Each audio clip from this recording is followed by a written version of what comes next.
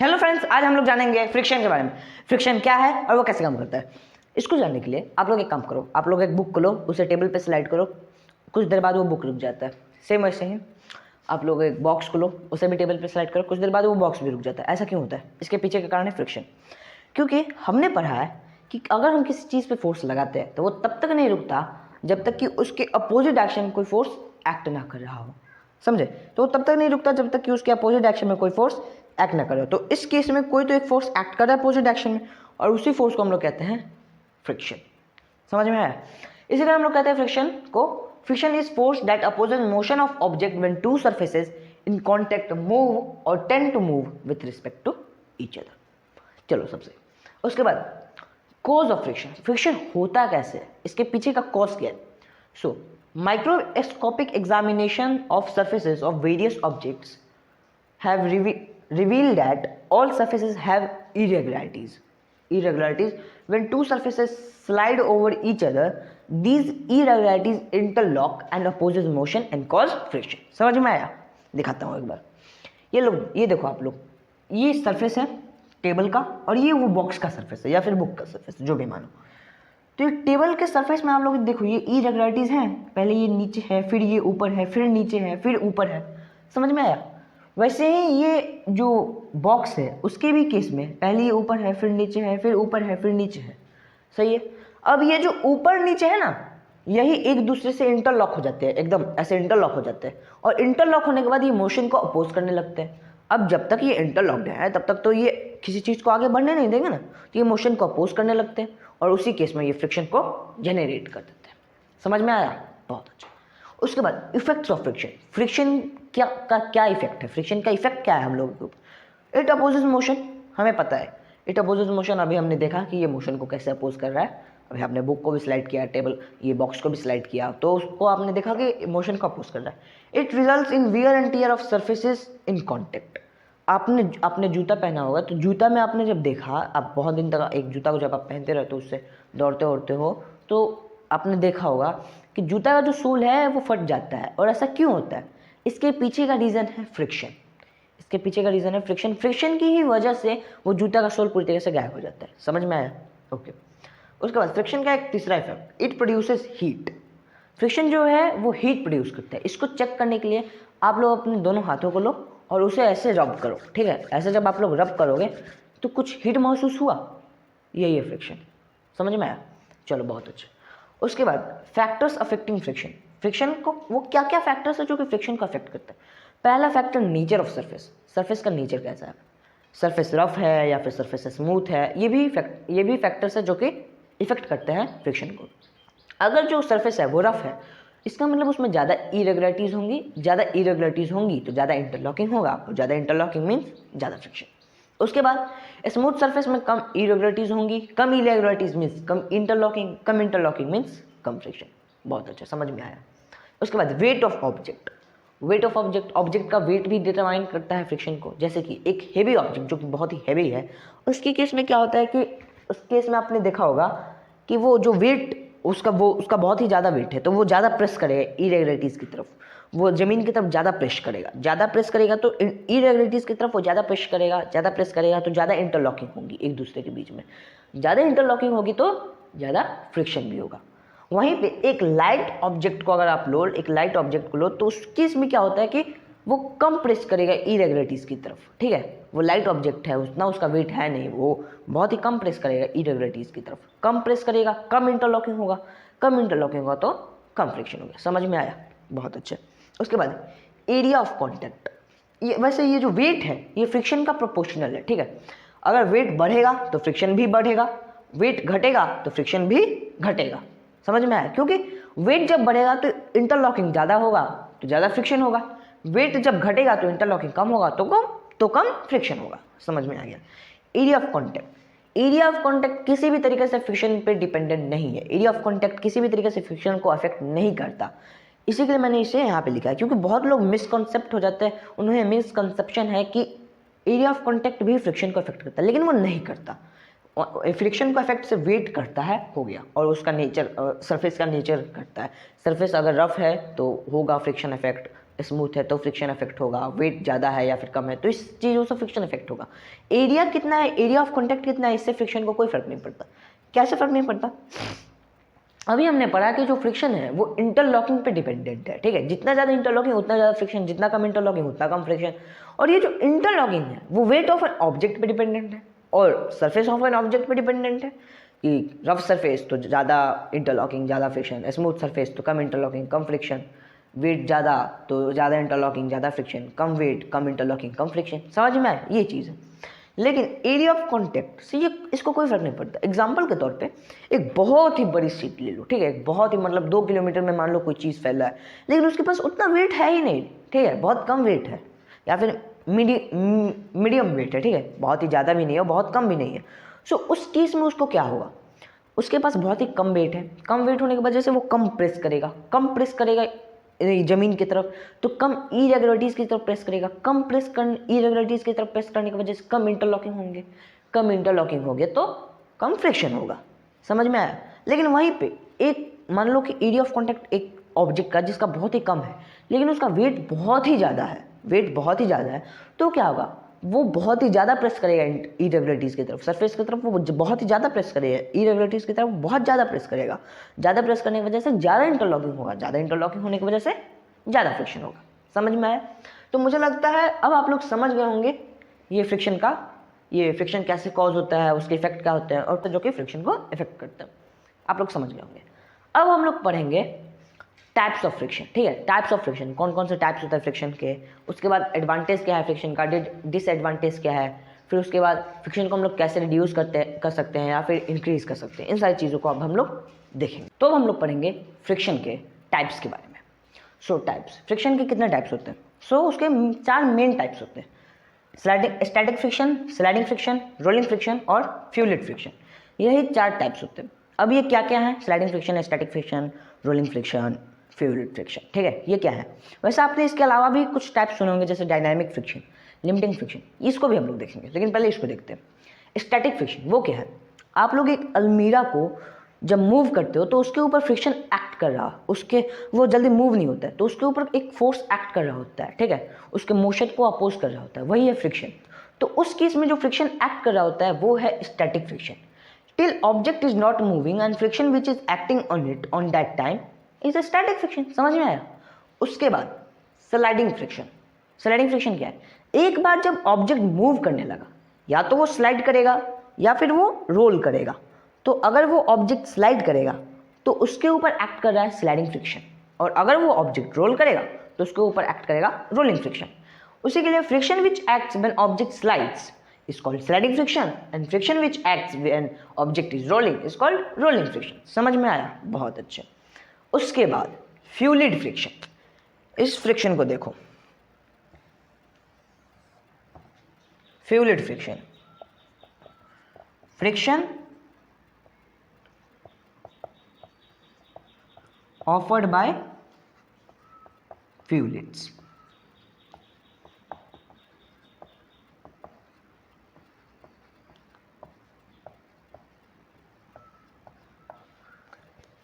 जो फ्रिक्शन जो कि फ्लूइड्स ऑफर करते हैं, फ्लूइड्स में क्या होते हैं? Liquids and gases. जो फ्रिक्शन जो कि लिक्विड और गैस ऑफर करते हैं उसे हम लोग फ्लूइड फ्रिक्शन बोलते हैं। समझ में आया? जो friction liquid and gas offer करते हैं उसे हम लोग फ्लूइड फ्रिक्शन बोलते हैं। फॉर एग्जाम्पल, एक मेटेरोइड जब आसमान से आता है तो आसमान से आते वक्त जल जाता है। क्यों जल जाता है? क्योंकि उसके ऊपर एक फ्रिक्शन, एयर फ्रिक्शन एक्ट कर रहा होता है जिसकी वजह से वो पूरी तरीके से जल जाता है वहीं पे।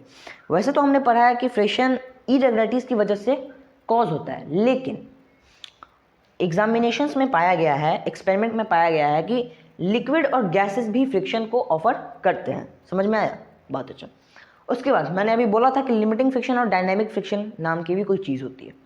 सो ये क्या है लिमिटिंग फ्रिक्शन और डायनामिक फ्रिक्शन? तो पहले हम लोग लिमिटिंग फ्रिक्शन को देखते हैं।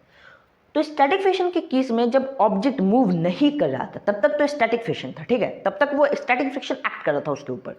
लेकिन उस वक्त जिस वक्त की आपका वो अलमीरा मूव करने लगा, ठीक है, उस वक्त जब आपका वो अलमीरा अचानक से मूव करने लगा ना, तो उस वक्त जो हाई पीक होता है, high peak of static friction, उस वक्त जब वो अलमीरा मूव करने लगा तो उसके ऊपर काम किया लिमिटिंग फ्रिक्शन ने, ठीक है। उसको कहते हैं हम लोग लिमिटिंग फ्रिक्शन। तो इसको एक और वर्ड में हम लोग डिस्क्राइब कर सकते हैं, लिमिटिंग फ्रिक्शन को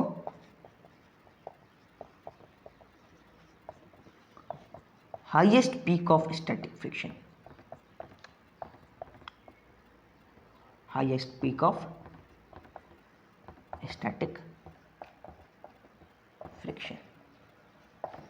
फॉर एग्जाम्पल, जैसे मान लो कि आपने 5 न्यूटन का फोर्स लगाया, तब ऑब्जेक्ट मूव नहीं किया, तब मान लो आपका अलमीरा मूव नहीं किया, लेकिन जैसे ही आपने 6 न्यूटन का फोर्स लगाया, अलमीरा मूव कर गया। तो ये 6 न्यूटन क्या है, यही है लिमिटिंग फ्रिक्शन। ठीक है, लिमिटिंग फ्रिक्शन का यहाँ पे फोर्स क्या हुआ, तो 6 न्यूटन हुआ। तो highest peak of static friction, वो हाईएस्ट पीक जहाँ से स्टैटिक फ्रिक्शन खत्म हो जाए और लिमिटिंग फ्रिक्शन जहाँ से ऑब्जेक्ट मूव करना शुरू कर दे, उसी को हम लोग कहते हैं लिमिटिंग फ्रिक्शन। समझ में आया? उसके बाद आता है एक डायनामिक फ्रिक्शन। अब ये डायनामिक फ्रिक्शन क्या है? ऑब्जेक्ट जब मूव करता है, ठीक है, ऑब्जेक्ट जब मूव करता है एक यूनिफॉर्म वेलोसिटी के साथ, तो उसे हम लोग कहते हैं डायनामिक फ्रिक्शन। ठीक है, और इसी के अंडर आता है ये रोलिंग और स्लाइडिंग फ्रिक्शन। सो ये जो डायनामिक फ्रिक्शन आता है, या जो डायनामिक फ्रिक्शन आता है, ये और कुछ नहीं है, ये अपने अंदर रोलिंग और स्टैटिक फ्रिक्शन, रोलिंग और स्लाइडिंग फ्रिक्शन को अपने अंदर रखा है। और ये डायनामिक फ्रिक्शन क्या है? ऑब्जेक्ट जब मूव कर रहा है एक यूनिफॉर्म वेलोसिटी के साथ, तो उसे हम लोग डायनामिक फ्रिक्शन कहते हैं। समझ में आया? बहुत अच्छे। और ये जो फ्यूलिड फ्रिक्शन है, जो अभी फ्यूलिड फ्रिक्शन अभी हमने देखा, इसे हम लोग ड्रैग भी कहते हैं। ठीक है, DRAG, ड्रैग भी कहते हैं। समझे? अब एक क्वेश्चन आता है हमारे दिमाग में, ये जो फ्यूलिड फ्रिक्शन है, क्या इसे हम लोग रिड्यूस कर सकते हैं? हाँ, कर सकते हैं। एक स्ट्रीमलाइंड बॉडी बनाते हैं। ठीक है, एक स्ट्रीमलाइंड शेप की बॉडी जब हम लोग बना सकते हैं, तो ये जो फ्यूलिड फ्रिक्शन है, या फिर इसको ड्रैग कहें, तो ये जो ड्रैग है इसे हम लोग रिड्यूस कर सकते हैं। जैसे कि सबमरीन्स में आपने देखा होगा, सबमरीन जो होते हैं वो एकदम स्ट्रीमलाइन शेप के होते हैं। अब ये स्ट्रीमलाइन शेप क्या है? कुछ इस तरीके का, वी शेप का। ठीक है, तो इस शेप का जो बॉडी होगा, वो जो होता है वो इस शेप का होता है, जो सबमरीन होता है वो इस शेप का होता है, ताकि उससे कम फ्रिक्शन हो, उस पर कम फ्रिक्शन पड़े और वो आसानी से मूव कर सके आगे। अब ये कैसे होता है? मान लो हवा, मान लो जो पानी होता है, सबमरीन जो पानी के भीतर है, सो ये मान लो ये पानी है, तो ये जो इस तरीके की बॉडी है, तो ये आसानी से पानी को चीर के आगे चली जाएगी। लेकिन वहीं पे आसानी से आगे चीर के, आगे वाला पार्ट चीर देगा आसानी से पानी को, और वो आगे चलता चला जाएगा, कोई प्रॉब्लम नहीं होगा, उतना फ्रिक्शन इस पर नहीं लगेगा। लेकिन वहीं पे मान लो ये इस तरीके की बॉडी होती, इस तरीके की मान लो ये बॉडी होती, ठीक है, और ये पानी होता। अब ये क्या होता? इन सब को एक साथ ही से चीरना होता। सो एक बहुत ही ज़्यादा फोर्स लगता है, एक साथ फ्रिक्शन उसका ज़्यादा पड़ता, बहुत ही ज़्यादा फोर्स लगता, और ये उतने आसानी से उतने स्पीड में नहीं जा पाती, उतने आसानी से ये आगे बढ़ नहीं पाती। लेकिन इस केस में ये आसानी से बढ़ जा रही है। इसी के लिए फ्रिक्शन को, फ्यूलिड फ्रिक्शन को कम करने के लिए, या फिर ड्रैग को कम करने के लिए हम लोग यूज़ करते हैं एक स्ट्रीमलाइन बॉडी शेप का, एक स्ट्रीमलाइन शेप का बॉडी हम लोग बनाते हैं, ताकि वहाँ पे फ्रिक्शन बहुत ही कम लगे। समझ में आया? बहुत अच्छा। अब यहाँ पे ये जो है स्टैटिक फ्रिक्शन जो होता है, वो ज़्यादा होता है स्लाइडिंग फ्रिक्शन का मुकाबले। इसको प्रूव कैसे करते हैं? अरे सिंपल से ये प्रूव्ड है। आप लोग देखो, अलमीरा को आपको मूव करने में जितना टाइम नहीं लगा, जितना फोर्स उसमें नहीं लगा, उससे कम फोर्स लग रहा है आपको उसको स्लाइड करने में। महसूस करना, खुद करके देखना, आपको उसको जितना फोर्स नहीं लगेगा उसको हिलाने में, उससे बहुत ही कम फोर्स लगेगा उसे हिलाए रखने में। ठीक है, बहुत कम फोर्स लगेगा। तो इससे ये पता चलता है कि ये जो स्टैटिक फ्रिक्शन है ये ज़्यादा है स्लाइडिंग फ्रिक्शन के मुकाबले। समझ में आया? अब यहाँ पे एक और चीज़ है, ये जो स्लाइडिंग फ्रिक्शन है ये ज़्यादा है रोलिंग फ्रिक्शन के मुकाबले। अब कैसे ज़्यादा है, इसको कैसे प्रूव करें? सो एक आप बुक लो, उसके नीचे बुक को पहले स्लाइड करो। स्लाइड करने में बहुत ही जल्दी वो रुक गया वो बुक, ठीक है, बहुत ही जल्दी वो बुक रुक गया। लेकिन वहीं उस बुक के नीचे 2 पेंसिल्स को लगा दो, अलग अलग साइड। ठीक है, अलग अलग साइड 2 पेंसिल्स लगा दो। अब उसको स्लाइड करो। ठीक है, अब उस बुक को पेंसिल्स के बल उसको स्लाइड करो। वो बुक पहले के मुकाबले ज़्यादा देर तक स्लाइड करेगा। क्यों? सॉरी, रोल करो, तो वो बुक अब जो है वो ज़्यादा देर तक रोल करेगा पहले के मुकाबले। ऐसा क्यों किया? क्योंकि जो पेंसिल्स हैं वो एक व्हील के शेप के हैं। सो पेंसिल्स ने रोलिंग फ्रिक्शन दिया। ठीक है, पेंसिल्स ने रोलिंग फ्रिक्शन दिया, और रोलिंग फ्रिक्शन कम होता है स्लाइडिंग फ्रिक्शन के मुकाबले। इसी के लिए वो ज़्यादा देर तक उसने रोल किया, फ्रिक्शन उसने कम लिया, उसके ऊपर उतना फ्रिक्शन ने एक्ट नहीं कर पाया, जिसकी वजह से वो ज़्यादा देर तक वो उसने रोल किया या फिर बोलो स्लाइड किया। इसी के लिए जो हमारे सूटकेस होते हैं उनमें व्हील्स लगे होते हैं, ताकि हम लोग उन्हें आसानी से रोल करा के स्लाइड करा के ज़मीन पे लेके चले जा सके। यही सारी चीज़ें हैं। अब हम लोग पढ़ेंगे एडवांटेज, डिसएडवांटेज और फ्रिक्शन को कैसे रोक सकते हैं, मतलब रिड्यूस कर सकते हैं और कैसे इंक्रीज कर सकते हैं, इन सारी चीज़ों के बारे में। तो लेट्स उसे देखते हैं। तो हम लोग देखेंगे एडवांटेज, डिसएडवांटेज और फ्रिक्शन को कैसे रिड्यूस कर सकते हैं या फिर इंक्रीज कर सकते हैं, इन सारी चीज़ों के बारे में। सो एडवांटेज क्या है फ्रिक्शन का? सो पहला एडवांटेज कि वो हमें तो चलने देता है भाई, हमें आसानी से चलने देता है फ्रिक्शन, ठीक है। फ्रिक्शन ना हो तब तो हम एकदम जैसे एक कदम आगे बढ़ाएंगे, 1-2 कदम गिर जाएंगे आसानी से। अब इसमें एक आप लोग का क्वेश्चन आएगा, हम लोग तो अपनी एबिलिटी पे चलते हैं, ठीक है, हम लोग तो अपनी एबिलिटी पे चलते हैं, फ्रिक्शन इसमें क्या काम कर रहा है? हम लोग खुद की एबिलिटी पे चलते हैं। तो एक काम करना आप लोग ना एक ज़मीन पे, अच्छे खासी ज़मीन पे, ठीक है, ये नहीं कि मिट्टी वाले ज़मीन पे नहीं, जहाँ पे कुछ टाइल्स वाइल्स लगा हो उस ज़मीन पे आप लोग थोड़ा पानी गिरा देना या फिर तेल गिरा देना, पानी नहीं तेल गिराना, ठीक है, तेल गिरा देना और फिर उसके ऊपर थोड़ी चलने की कोशिश करना, एक तेल गिरा हुए फ्लोर पे थोड़ा चलने की कोशिश करना। चल पाते हो कि नहीं ये हम देखेंगे, उसमें तो आप ही की एबिलिटी है सिर्फ। अब उसमें चल पाते हो कि नहीं या हम लोग देखेंगे, नहीं चल पाओगे दोस्त, क्योंकि आपकी एबिलिटी भले ही कितनी क्यों ना हो, फ्रिक्शन जब तक आपके ऊपर एक्ट नहीं करेगा तब तक आप लोग चल नहीं पाओगे। सो ये जो फ्लोर होता है ना, इसमें क्या है कि ये थोड़ा रफ होता है, क्योंकि अभी हमने पढ़ा है कि कोई भी सरफेस एकदम पूरी तरीके से स्मूथ नहीं होता, उसमें रफनेस होती है। तो ये जो फ्लोर है इसमें भी रफनेस है और इसी रफनेस की वजह से हम लोग आसानी से चल पाते हैं। उसके बाद हेल्प्स टू राइट, पेन और पेपर के बीच के फ्रिक्शन की वजह से हम लोग आसानी से उस पर लिख पाते हैं, वरना नहीं लिख पाएंगे। उसके बाद मैच स्टिक के एग्जांपल में, मैच स्टिक को जब आप लोग माचिस को जब आप लोग जलाते हो तो उसमें क्या होता है, आसानी से जल जाता है, लेकिन वो जो सरफेस होता है उसका जो सरफेस होता है, मैच स्टिक के बॉक्स का जो सरफेस होता है उस पर आप लोग जलाते हो, तो उस पर जब आप लोग रब करते हो तो हीट प्रोड्यूस होता है, जिसकी वजह से मैच स्टिक जलता है। फ्रिक्शन नहीं होता तो वो हीट प्रोड्यूस नहीं होता, और हीट प्रोड्यूस नहीं होता तो ये मैच स्टिक कभी नहीं जलता। उसके बाद साइकिल जब आप लोग चलते रहते हो अचानक से आप लोग ब्रेक मारते हो, साइकिल रुक जाता है। क्यों रुकता है? क्योंकि जो ब्रेक्स होते हैं वो अचानक से साइकिल के टायर्स को रोक देते हैं, फ्रिक्शन की वजह से वो दोनों, और फ्रिक्शन की वजह से वो टायर्स रुक भी जाते हैं। इसी की वजह से वो साइकिल ब्रेक जो है वो रोक देते हैं साइकिल के टायर को, और आप लोग बच जाते हो। लेकिन वहीं पे अगर ये साइकिल का जो ब्रेक है इसमें अगर फ्रिक्शन नहीं होता तो ये ब्रेक्स कभी रोक नहीं पाते टायर्स को, और टायर्स को कभी रोक नहीं पाते, तो आप लोग कितना भी ब्रेक मारते चलते जाते और एक्सीडेंट हो जाता आसानी से। उसके बाद अगर इसके एडवांटेज हैं तो डिसएडवांटेज भी हैं। पहला डिसएडवांटेज वेस्टेज ऑफ एनर्जी, ठीक है, एनर्जी का वेस्टेज। आपको मान लो अभी हमने देखा कि अलमीरा को आपको घसकाने के लिए कितना एकदम एनर्जी लगा, एनर्जी तो आपका वेस्ट हुआ ना, सो वहाँ पे वेस्ट हुआ एनर्जी। उसके बाद और भी बहुत सी जगहों पे आपका एनर्जी वैसे ही वेस्ट हो जाता है। उसके बाद increase in fuel consumption, fuel जो व्हीकल्स होते हैं वो ज़्यादा फ्यूल इसी की वजह से यूज़ कर जाते हैं, फ्रिक्शन को ओवरकम करने की वजह से उनमें ज़्यादा फ्यूल यूज़ करते हैं। ये एक डिसएडवांटेज है। तीसरा डिसएडवांटेज वियर एंड टियर। हमने पढ़ा कि जैसे कैसे हमारा शूज़ एकदम गायब हो गया, उसका सोल कैसे गायब हो गया।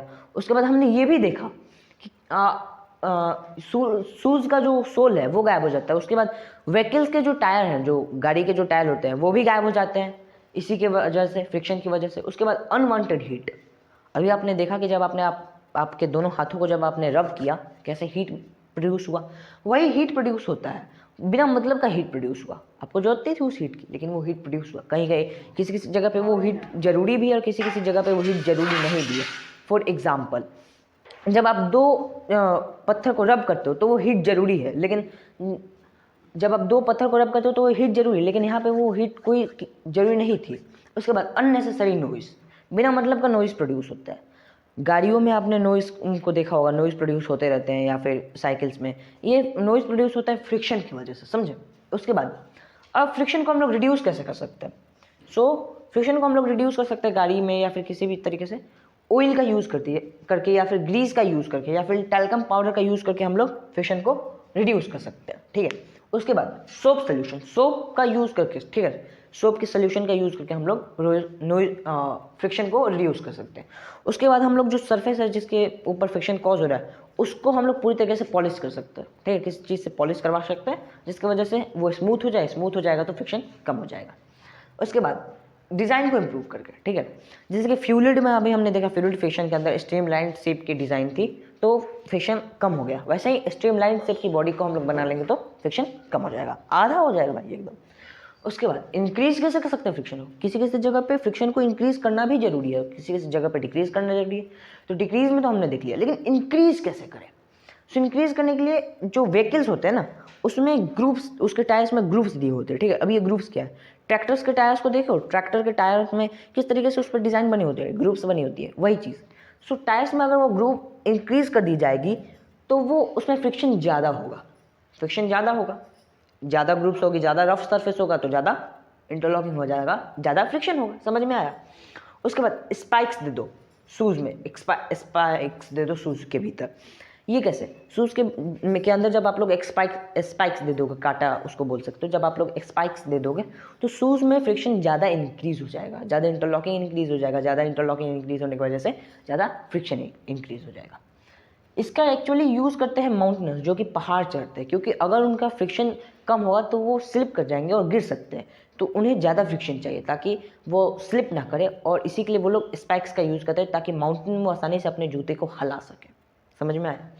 उसके बाद applying sand on wet ground, जब बारिश होती है, ठीक है, बारिश जब होती है तो जो ज़मीन है उसके ऊपर पूरा एकदम पानी बिखर जाता है, पानी आ जाता है। सो वहाँ पे आप लोग आसानी से चल नहीं पाते हो, स्लिप हो जाते हो, आप लोग कभी चलना तो स्लिप हो जाते हो आप लोग।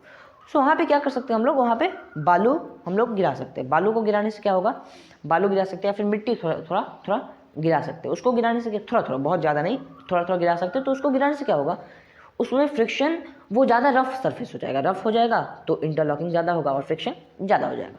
समझ गए? इसी के साथ हमारा फ्रिक्शन का चैप्टर होता है खत्म। Please like, share and subscribe. आगे मिलेंगे अगली ही एक ऐसी ही वीडियो में। ओके, तब तक के लिए धन्यवाद।